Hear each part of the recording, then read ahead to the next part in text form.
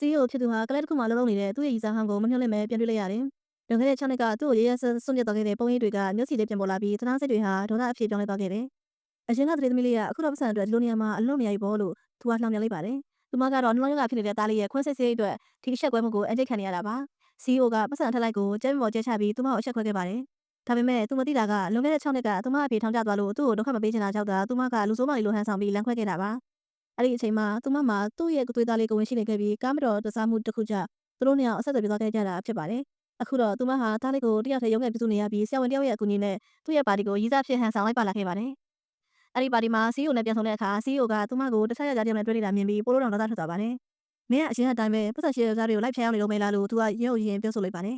။ CEO ကသူမကိုအတရားဓမ္မဆွဲခေါ်သွားပြီးနန်းရှုပ်ကအနိုင်ကျင့်တဲ့အထိဖြစ်ခဲ့ပါတယ်။ဒါပေမဲ့သားလေးရဲ့အခြေအနေကစိုးရိမ်ရလာလို့ဆရာဝန်ကငွေချေးပေးပြီးအရေးပေါ်ခွဲစိတ်ကုသပေးခဲ့ရပါတယ်။ CEO ရဲ့တကယ်ချင်းက CEO ဟာသူမကိုမမေ့နိုင်ပဲ ICU ထဲမှာ3ရက်3နှစ်သတိရအထိဖြစ်ခဲ့ဘူးကြောင်းသူမကိုပြောပြခဲ့ပါတယ်။သားလေးကသတိရလာတဲ့အခါအမေသားမအဖေသားရှိရင်အမေဒီလောက်မပင်ပန်းတော့ဘူးနော်လို့ပြောတဲ့အခါသူမရဲ့ပွဲမတက်ခံစားရပါတယ်။ဆေးရုံမှာကလေးက CEO နဲ့မတော်တဆတွေ့ဆုံခဲ့ပါတယ်။ CEO ကကလေးကိုမြင်မြင်ချင်းထူးဆန်းတဲ့တောင်းတဲ့တစ်ခုကိုခံစားလိုက်ရပါတယ်။ကလေးကသူ့ကိုဦးကတားရဲ့အဖေဖြစ်လို့ရမလားလို့မေးလိုက်တဲ့အခါ